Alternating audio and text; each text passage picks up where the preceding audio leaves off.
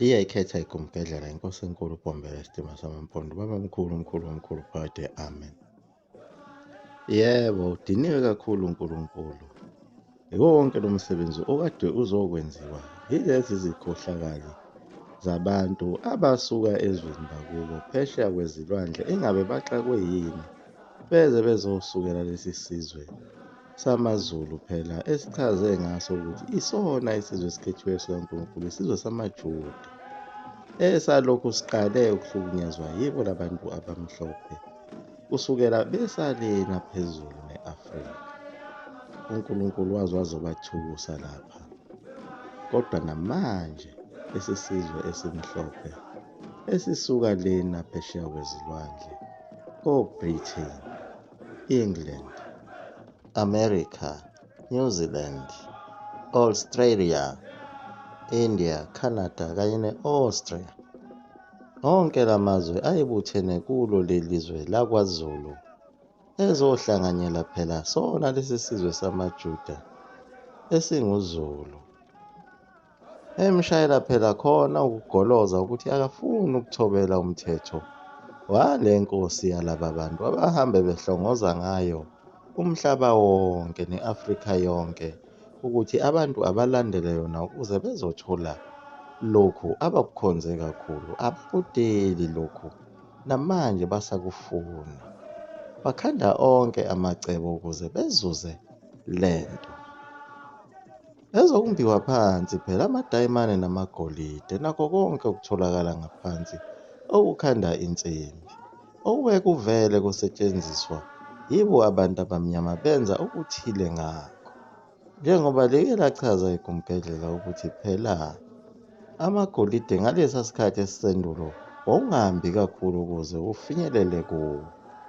Amakhosi abenguni ayehloba ngawo lamagolide kwenziwa imiqhele namasongo okuhlukahlukene njengoba like lakhuluma igumgedlela ukuthi nawo umuzi kaNkulunkulu lo kuthiwa yiJerusalema phela owakhandwa yiso lesi sizwe ekuthiwa ngamalala esikhulume ngaso esizinze eMozambique nakhona kwelakwaZulu.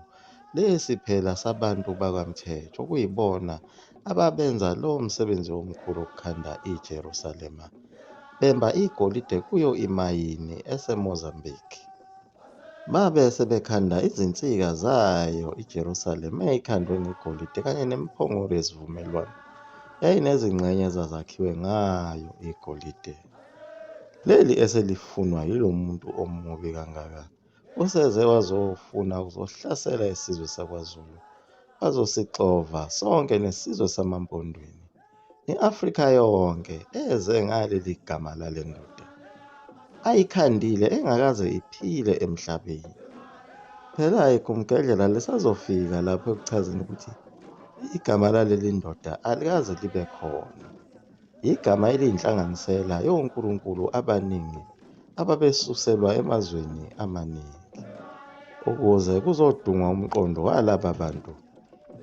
Kodwa siyabonga ngoba uNkulunkulu weqiniso uzivezile ngensika yefu ebeshaya imbani, ekuyiyona elekelele kakhulu empini yasesandlwana ukuthi kuvunguze kusuke onke amatende lawa aselesi sizwe esimbi kangaka esihamba simosha umhlaba wonke.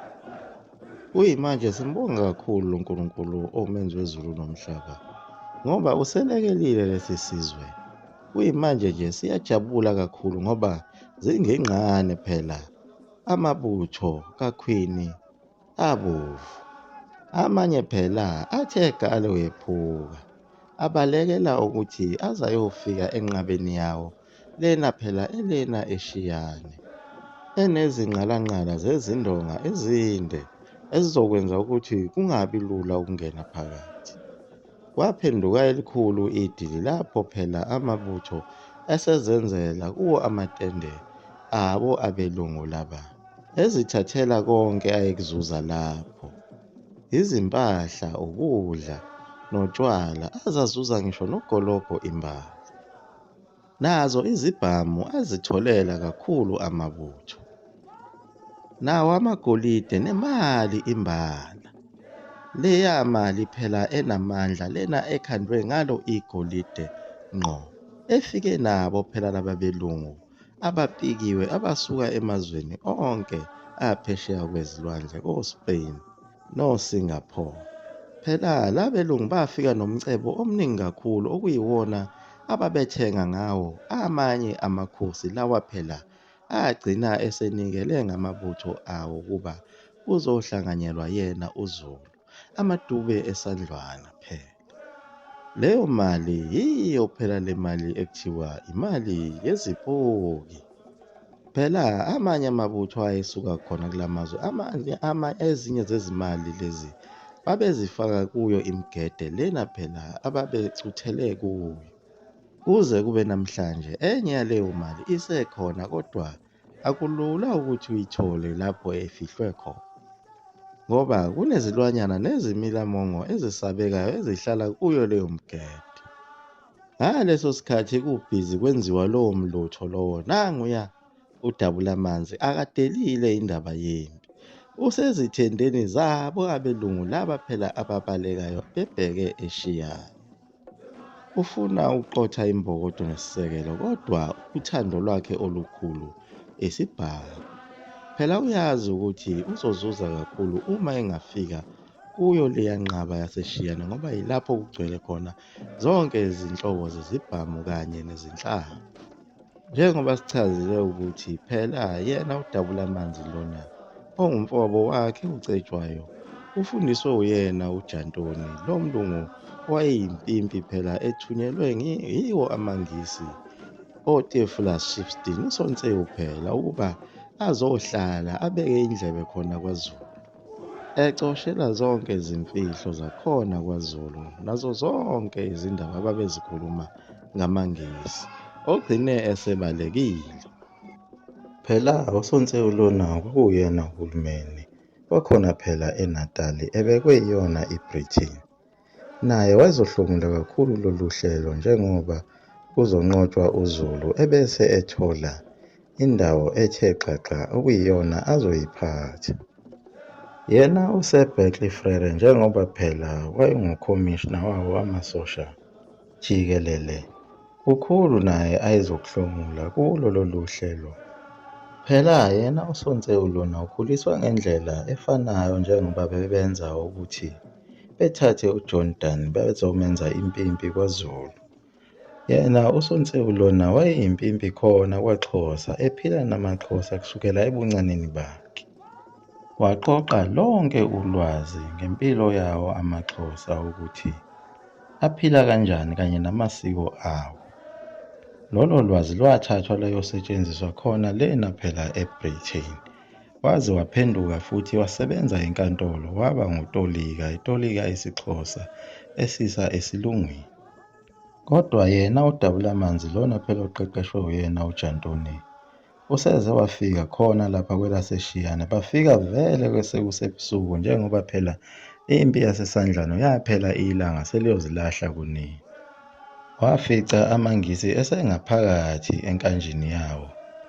Athi angabona ukuthi nanka amanye amabutho kaZulu efika aqala adubula. Lapho kwaphinde kwalimala omningi uZulu kuyo leyo mpi yaseShiyane ngoba phela yayilwa nokungena ezindongeni ezazizinde kakhulu, ezazibiyele yona inqaba lena yamaNgisi. Kwathatha eside isikhathi ukuthi uZulu akwazi ukungena kule nqaba kwaze kwaba sebusuku kakhulu. Kulapho uDabulamanzi wabona khona ukuthi ngathi alilungi leli qhinga lakhe. Wabe sewakhuza amabutho ukuthi hhayi asibuyele Khumu, asibuyele komkhulu. Kodwa konke lokhu ayekwenza wayezenzela ngomqondo wakhe. Ngoba phela yena wayengeyona indunankulu, zazikhona izinduna ezinkulu ezathi noma zimkhuza ukuthi kahle bo. Kodwa uDabulamanzi waqhubeka ngeqhinga lakhe. Leli esilifeyilile khona lapha lona licishe laphumelela. Ngoba ube leli qhinga laphumelela uZulu wawuzozuza eziningi izikhali ebese uqotha imbokodo nesisekelo kungasindi nelilodwa iNgisi. Leyo nkani yakhe uDabulamanzi yaholela ukuthi afike ngakusasa ondini efica isilo sesidinwe kakhulu ngesenzo sakhe asenzile ebesingelona iqhinga lesilo.